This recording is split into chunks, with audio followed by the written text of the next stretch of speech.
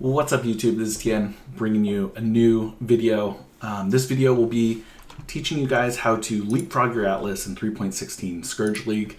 If you guys are interested in a written version of it, I have a link that will be in the description below, and you can kind of follow through kind of step by step on how to do it. If you prefer your information in video form, well, let's get into it. So what is the leapfrog strategy? It's basically the quickest way to get all 16 of your watchstones in the upcoming league. I'm not going to get too much into the details, but it basically tricks the Atlas into dropping maps basically only in your region of interest, and helps you get the watchstones as fast as possible instead of kind of doing maps willy-nilly everywhere and getting maps that drop that are maybe outdated for you. It kind of ensures that the maps that drop are in the region that you want.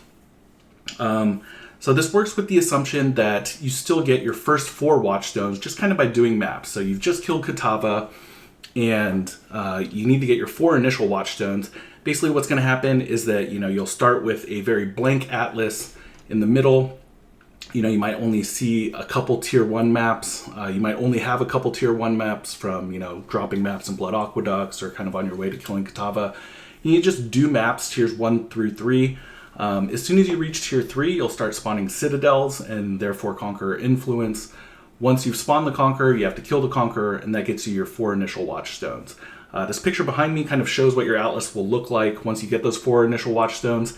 Your maps will not be red, don't worry about that. But basically, this is how you want to have it set up. In my example, I'm going to progress from Valdo's Rest to Lyra to Glen to Haywork. So what we do with our first watchstone is we put it into Valdo's Rest. This will change all of the maps in that tier from 4 to 7. And then we put 2 of the initial watchstones into Lyra. That will make all of the maps in that zone, basically maps tier 8 to 10, I believe.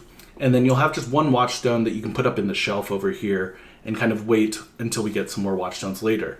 By leaving these other regions without any watchstones, all of the maps there will be tiers 1 through 3, maybe up to 4. And all of those maps will still continue to drop as you're doing your 1 watchstone region, but as long as you have 1 watchstone here, 2 watchstones here, and 0 in these other spots, all the maps that drop from 4 to 7 will be kind of in this region, and all the ones that drop from like 8 to 10 will be in this region.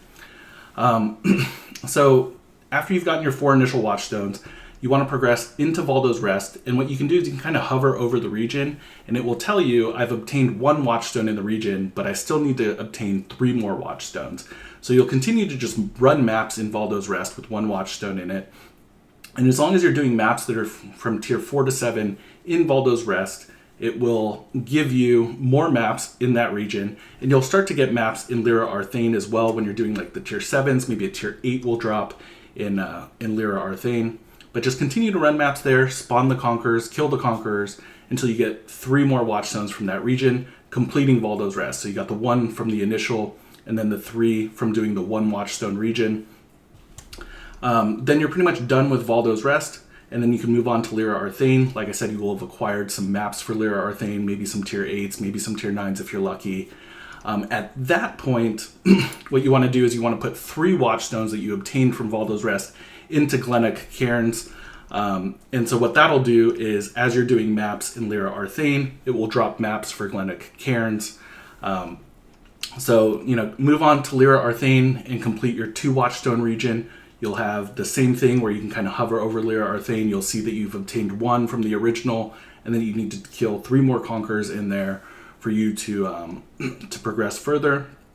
As you're doing these maps from tiers 8 to 10, you'll drop maps that are anywhere from like 10 to 13, I believe, for Glennock Cairns. You're going to, after you finish that, move on to Glen, do maps there, get the 3 watchstones there. Make sure as soon as you get 4 watchstones that you put them in Haywork Hamlet, because as you're doing maps in Glen, it should drop tier 14s to 16s that are in Haywork Hamlet.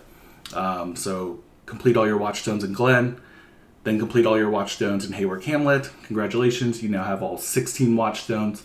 That's basically the only steps. That's what the written guide goes through. There are some tips that I do want to mention. Basically, after each of these steps where you've completed a region, so I'm moving on from Valdo's Rest to Lyra.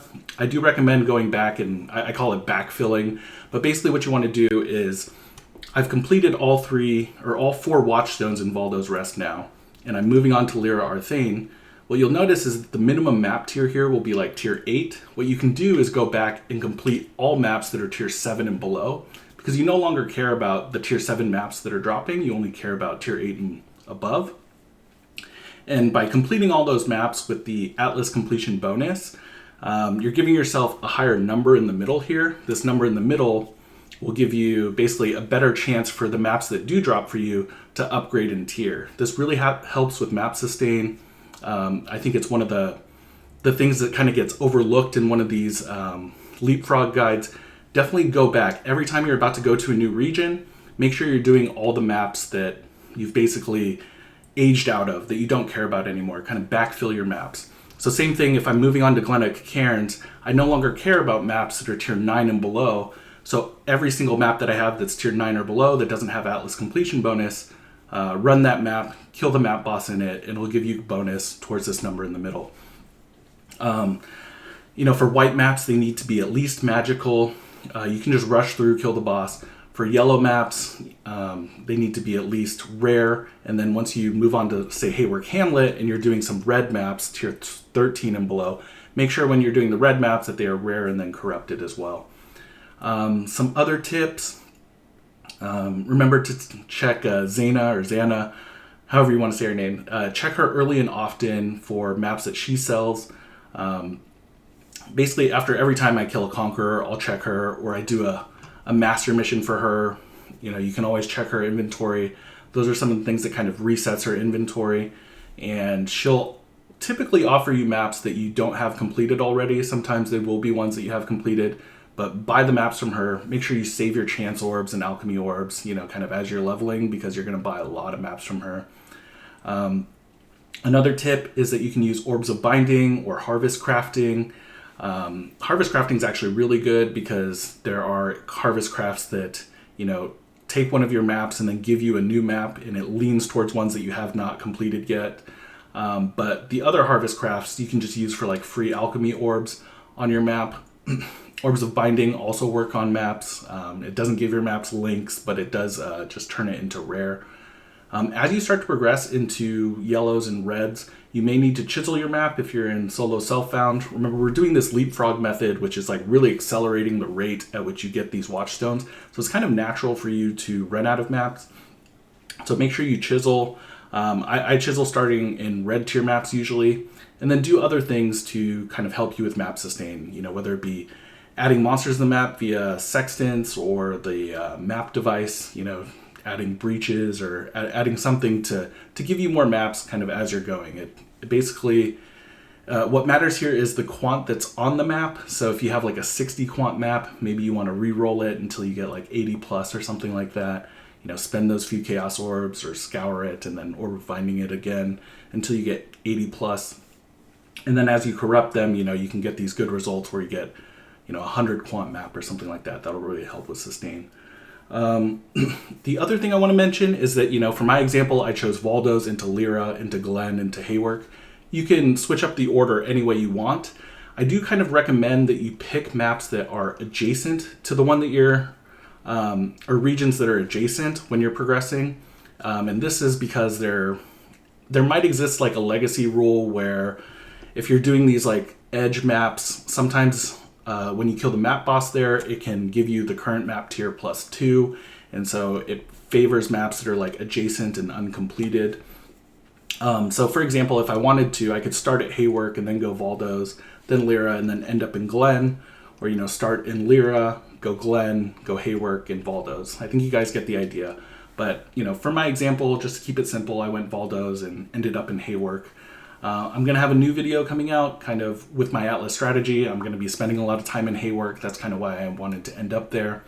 But that's it for this Leapfrog video. I'm sure I missed something. I'll make sure I keep that written guide up to date. If you guys have any questions, if you guys have any other tips for map sustain, feel free to leave them in the comments below. Thank you guys, and see you in the next video. Bye.